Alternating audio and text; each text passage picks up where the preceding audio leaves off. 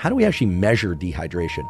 언더라인. Now, you hear different things, like if you pinch the skin on the top of your hand and it takes more than 3 seconds to lay down again flat, then you're dehydrated. You hear that. If you are to press on your fingernail and see a change in the color of the tissue just below your fingernail, which indeed does happen, does not go back to its original color within 1 to 3 seconds, then you're dehydrated. You hear things like this. If your ankles are swollen when you're wearing socks, you take off the socks and you can see the imprint of the socks on your lower limbs, that means you're dehydrated. You hear this kind of stuff. You should probably be wondering, is any of that true?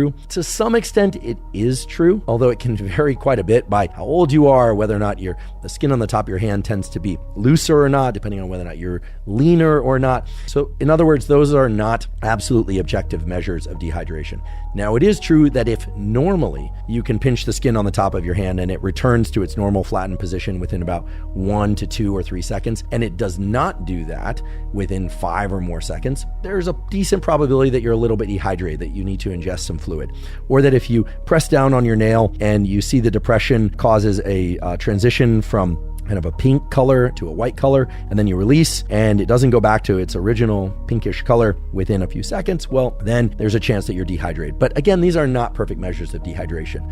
You may be surprised to learn, and I was surprised to learn, that most of the basis for these statements, like even a 2% dehydration state can lead to significant reductions in cognitive or physical performance, are based on not direct measures of hydration, but rather on measures of reductions in water intake, which is a different thing, right? It's saying that ordinarily a person of a given body weight needs X amount of fluid per day, and when they get even just 2% less than that amount of fluid, then their cognitive and or physical performance is impaired, rather than focusing on dehydration of tissues. Okay? Now, that might seem like a subtle distinction, but it's actually a meaningful distinction when you think about it. It's a meaningful distinction that we can leverage toward understanding how much water or fluid we need to drink each day. Now, there we can really point to some solid numbers that, believe it or not, are fairly independent of body weight. Now, I say independent of body weight, I'm referring to the amount of fluid that most healthy adults need at rest. What do I mean by at rest? I mean when not exercising and when not in extremely hot environments. So I'm leaving aside you desert ultramarathoners or people that are doing any kind of movement or living in environments that are very, very hot. Here I'm mainly referring to people that live most of their daily life in indoor environments. Could be air conditioned or not air conditioned, heated or not heated. What we're trying to arrive at here are some numbers that can work across the board, because of course there are an infinite number of different conditions that each and all of you are existing in. So I'm not going to attempt to give you a body weight by activity, by environment, by humidity formula calculation. In fact, no such calculation exists. However, there are formulas that can put you into very stable frameworks, that is, levels of water intake for periods of rest when you're not exercising and for when you are exercising, that will ensure that you are hydrating, with the one exception being if you are exercising or if you are living in very, very hot conditions and you're not heat adapted to those conditions. So what are those numbers? In other words, what is the answer to the question of how much fluid do we need each day? And here I'm referring to fluid. I'm not distinguishing between water, caffeinated beverages, soda, tea, and so on. I'll discuss that in a moment. We can reasonably say that for every hour that you are awake in the first 10 hours of your day, this is important, in the first 10 hours of your day, you should consume, on average, 8 ounces of fluid.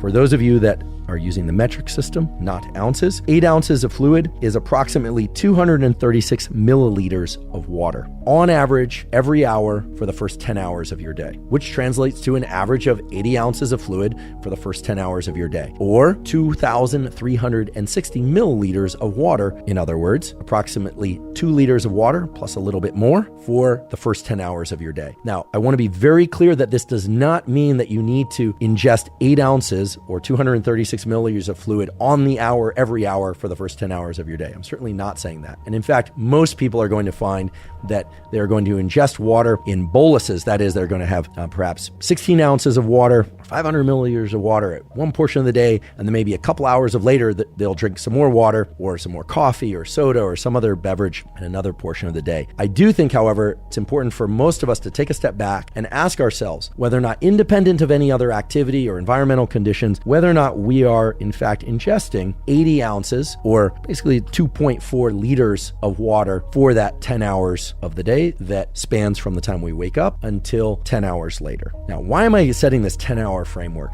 The reason I'm setting this 10-hour framework is that it turns out that your fluid requirements, even just at rest, are vastly different in the time from when you wake up until about 10 hours later as compared to the later evening and nighttime. And here I'm referring to people that are not doing night shifts, but if you are requesting a number of how much fluid to drink, independent of our needs for fluid for exercise, that's going to be 8 ounces of fluid or 240 milliliters of fluid on average for every hour from the time when we wake up until 10 hours later. That's the simple formulation that should basically ensure that you're getting sufficient baseline hydration for the cells and tissues of your body. Now, if you are engaging in exercise, whether or not it's endurance exercise or whether or not it's resistance training exercise, you are going to need additional fluids in order to maximize the effects of that exercise and to avoid dehydration. 언더라인